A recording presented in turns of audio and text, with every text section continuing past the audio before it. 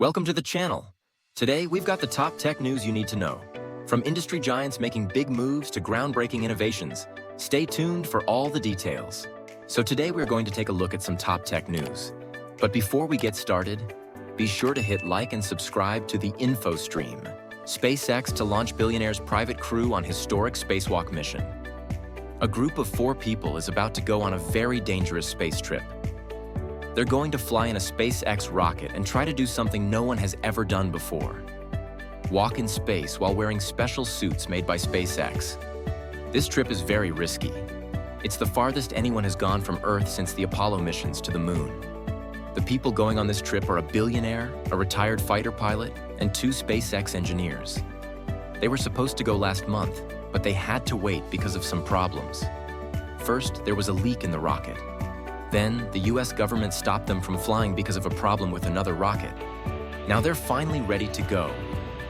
But the weather might be bad, so they might have to wait a little longer. Elon Musk, the head of SpaceX, says this is a very risky mission, but it's important for the future of space travel. Only astronauts from governments have done spacewalks before. They've done them on the International Space Station and the Chinese Space Station.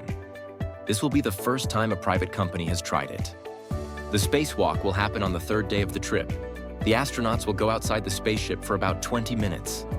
They'll have to wear special suits that give them oxygen. The billionaire who is paying for the trip is Jared Isaacman. He also paid for a trip to space last year. He's trying to learn more about how space affects the human body. SpaceX has been flying people to the International Space Station for NASA. This is the first time they've tried a private spacewalk. They hope it will be successful and lead to more private space missions in the future. Huawei unveils the world's first triple folding phone with a steep price tag. Huawei, a Chinese company, has made a new phone called the Mate X-T. It's special because it can fold into 3 parts, like a tablet. This is the first phone in the world that can do this. The phone is very expensive. It costs $2,800, which is much more than the new iPhone. It's made of red or gold and weighs a lot. Huawei worked hard to make this phone. They wanted to make sure it was reliable and could be made in large numbers. They said it was a big challenge, but they did it. Apple also made a new phone called the iPhone 16. It's designed to work with artificial intelligence. Both phones are very expensive and are meant for people who can afford to spend a lot of money on their phones. Some people think that Huawei's phone won't sell as well as Apple's. This is because it's so expensive and Apple's phones are very popular in China. But other people think that Huawei's phone will be successful. They say that people in China are getting richer and can afford to buy expensive things. They also say that Huawei's phone is very special and could be popular with people who want the latest and greatest technology. Huawei used to be the biggest phone company in China. But the United States government made it harder for Huawei to sell its phones in other countries. This hurt Huawei's business, but they have been able to come back. Huawei is now the biggest seller of foldable phones in China. This means that they sell more foldable phones than any other company in the country. The Mate X-T is their latest foldable phone.